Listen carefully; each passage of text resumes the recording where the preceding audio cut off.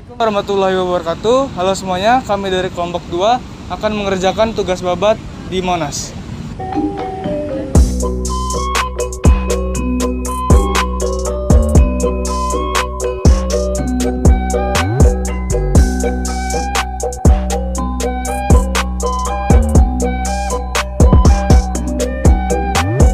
Assalamualaikum warahmatullahi wabarakatuh. Selamat siang Mas. Sebelumnya perkenalkan, nama saya Najib Hussein Putra dari SMA N 1 Tambun Selatan. Di sini saya berkunjung ke Monas bertujuan untuk menyelesaikan tugas dari mata pelajaran Bahasa Sunda. Dimohon untuk kerjasamanya. Kami di sini ada beberapa pertanyaan. Yang pertama, kapan sih Monas itu dibangun, Mas? Oke, sebelumnya perkenalkan juga nama saya namanya Mas Adi sebagai pemandu wisata di Monas. Oke, jadi Monas ini dibangunnya tanggal 17 Agustus tahun 1961 sampai 1967. Jadi masa pembangunan Monas ini ada 6 tahun. Gitu. Masa pembangunan Monas itu 6 tahun.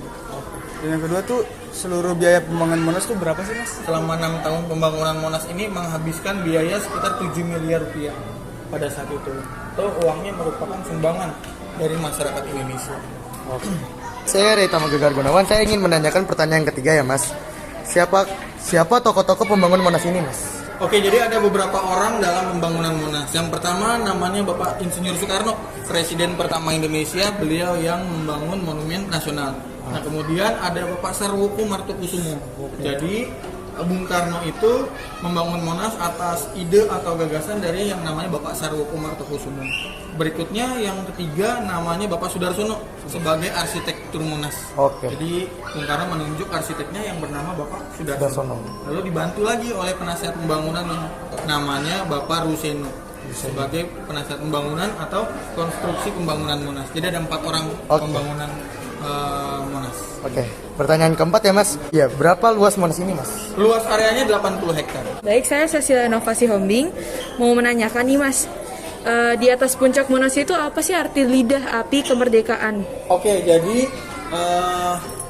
yang di atas Monas itu namanya lidah api kemerdekaan atau orang yang kenal menyebutnya itu Emas Monas. Tapi namanya lidah api kemerdekaan ya benar. Itu artinya untuk mengenang perjuangan, semangat juang bangsa Indonesia untuk melawan penjajah dan untuk tujuan yang terakhir untuk kemerdekaan Indonesia. Baik, lanjutnya tujuan dibangunnya Monas itu apa?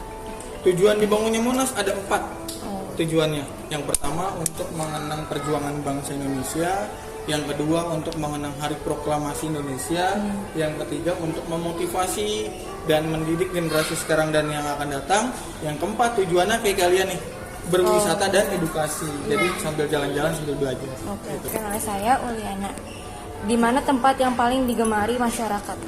Oke, jadi di Monas ini ada 4 wisata yang dapat dikunjungin. Ruang Museum, Kemerdekaan, Cawan, dan Pelataran Puncak. Tentu saja yang paling dicari oleh masyarakat sekitar itu Pelataran Puncak. Tapi ada satu lagi yang tak kalah penting. Banyak orang juga belum tahu, itu namanya Ruang Kemerdekaan. Di Ruang Kemerdekaan itu kita bisa mendengarkan rekaman suara Bung Karno dan melihat duplikat naskah proklamasi. Apa latar belakang didirikannya Monas? Latar belakang didirikannya Monas itu yang tadi ya, yang tujuannya sama, mengenang perjuangan bangsa Indonesia, untuk mengenang Hari Proklamasi, untuk memotivasi generasi sekarang dan yang akan datang, dan yang terakhir untuk wisata dan edukasi. Koleksi apa saja yang ada di Monas ini? Oh iya, jadi koleksi-koleksinya yang pertama ada di museum, itu ada diorama. Diorama itu menceritakan tentang masyarakat Indonesia berubah sampai ke masa sekarang. Ya, itu terbuatnya dari patung lilin yang dibuat oleh seniman dari Yogyakarta yang disingkat menjadi Asri Akademik Seni Rupa Indonesia. Itu yang kedua, koleksinya di Ruang Kemerdekaan ada 4. Ada pintu gapura, ada burung Garuda Pancasila yang sangat besar, ada tempat penyimpanan duplikat bendera merah putih yang asli, ada peta kepulauan Indonesia yang terbuat dari perunggu dilapis emas. Oke. Baik, Pak. Itu aja dari kita berempat. Mohon maaf ada kesalahan dari kami. Dan mohon maaf jika kami mengganggu waktu di lokasi. Terima kasih ya, Pak. Terima kasih. Oke, sama. Ada duplikat naskah proklamasi yang dilindungi kaca anti peluru. Jadi walaupun duplikat tetap dilindungi kaca anti peluru. Terus yang aslinya ada